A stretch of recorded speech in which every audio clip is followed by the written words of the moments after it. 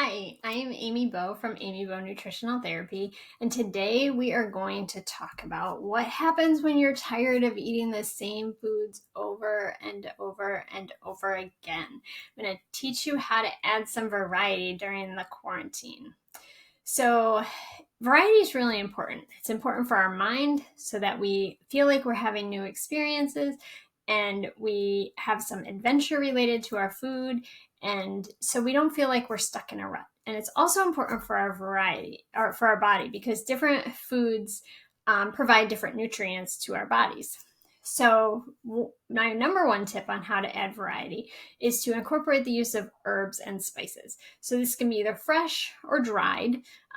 So one thing I like to do is go to the grocery store and see what kind of fresh herbs they might have that look good. So maybe I will buy some basil one week, and then I bring the basil home, and a lot of my meals I put in basil. Until the basil's gone. And then the next week, I might buy cilantro or parsley and rotate through so that each meal tastes a little different. And also, you can do this similar thing with the spices and herbs that you have in your spice rack. Maybe there's one you've forgotten about, like dill. Have you used your dill lately? Maybe pull it out and incorporate dill into a few meals that week. Changing the spices and the herbs really changes the way things taste, even if you change nothing else about the meal that you've been making. So another way to add variety is the way that the veggies and the meat are cut. So for veggies, let's use carrots as an example. Chopped up carrots taste a little different than shredded carrots, and those taste a little different than sticks. And also they tend to be used in different ways.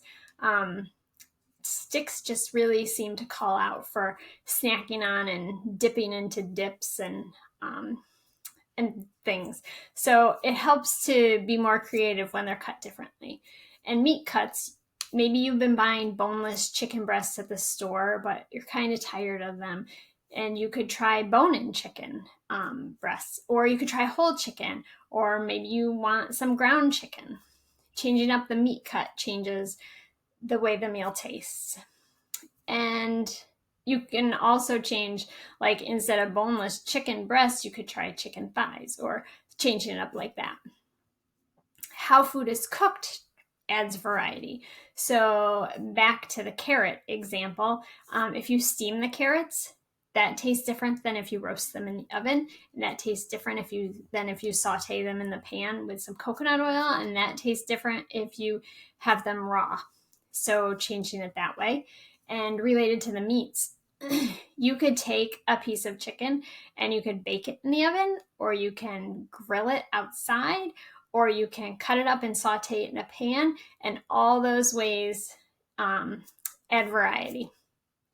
Now, with the recipes that you make, changing the type of meat or fish or bean, other protein, can add variety also. So for example, if you make tacos a lot and you always use ground beef, perhaps you could try ground pork one day, or ground turkey, or maybe you make a salmon regularly for dinner.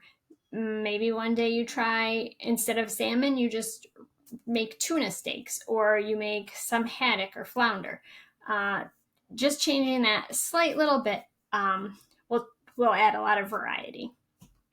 And the final way to add variety to what you're eating is to eat seasonally. At the beginning of each season and throughout the season, new vegetables and fruits are coming into season. And so that helps you to eat new things related to the season. Those are usually easy to find, easy to get. They're usually cheaper when they're in season. If you're not sure what's in season, you can look it up for your area, or go to a farmer's market, and what the farmers have there, that is pretty much what's in season, or is also the fruits and vegetables that are generally on sale or the cheapest at the grocery store for the season. So I hope that you enjoyed hearing these tips and that you can incorporate some variety into your meals during this time. Thank you for listening. Bye.